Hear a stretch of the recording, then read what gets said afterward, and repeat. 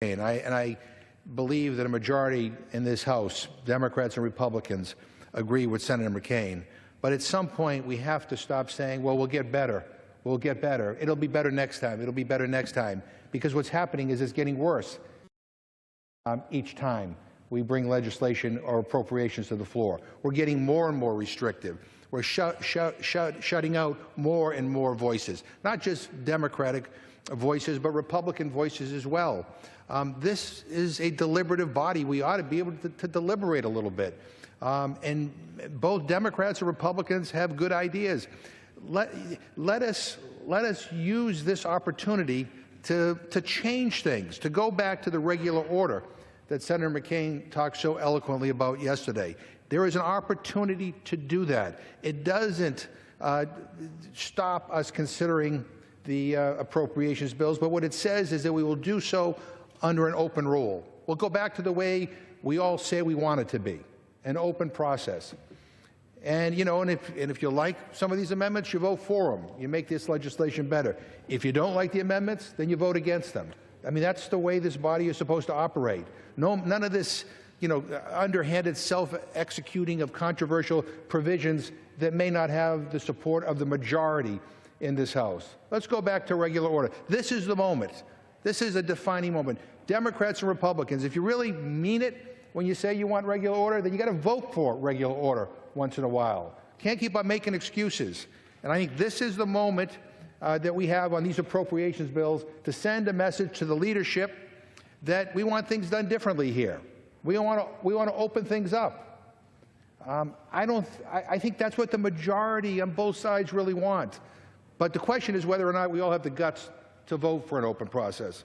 And so we have an opportunity to do that. I urge my colleagues to defeat the previous question so we can bring this legislation up today under an open rule. You know, let everybody offer their amendments. Let's bring it up. Let's do this today. No more excuses. If you mean when you say you want regular order, this is the opportunity to vote for it. So please vote no on the previous question, and I oppose the underlying bill. But let's maybe I won't if we can fix it through regular order. Maybe we can add a number of amendments that even I would support some of these amendments. Let's give it a chance. Let's work in a bipartisan way. Let's go back to the days when we did have open rules on appropriations. This is the opportunity to do it. Vote no on the previous question. I yield back the balance of my time. Gentleman's time has expired. Gentleman from Oklahoma, recognized to close. Thank you very much, Mr. Speaker. I yield myself the balance of my time. So recognized. I want to thank, as always, my good friend for spirited and thoughtful debate. He always makes good points. And frankly, I always find myself more comfortable when we're on the same side, as we occasionally are, than when we're on opposite sides. And my friend has made many valuable contributions to this institution, particularly pushing us relentlessly in the right direction of reclaiming our war-making authority. Having said that, it's always great to call for a new system, a new way, or return to open, rules without admitting that you're the ones that abandoned them.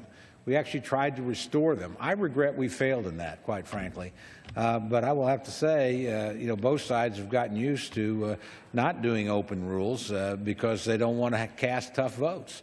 That's why my friends abandoned the open rule process when they were in the majority in 2009. Honestly, that's why we abandoned it last year. I regret that. I will work with my friend, probably not today, but going forward in trying to reclaim that, because I think when we lost it, we diminished the power of every individual member in Congress.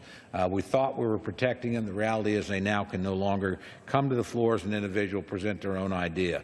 But at least in this case, there are 72 amendments. The majority of them are on from my friend's side of the aisle, and I would hope going forward, when we consider the next state appropriations bill, we will continue to be very generous in that regard.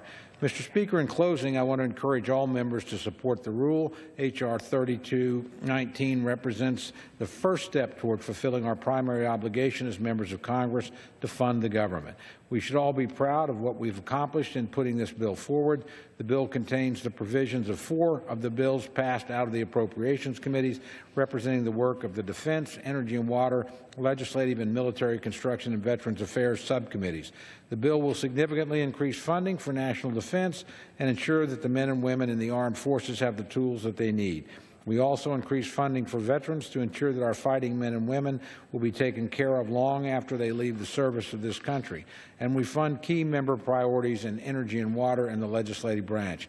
I applaud my colleagues for their hard work. And with that, Mr. Speaker, I yield back the balance of my time, and I move the previous question on the resolution.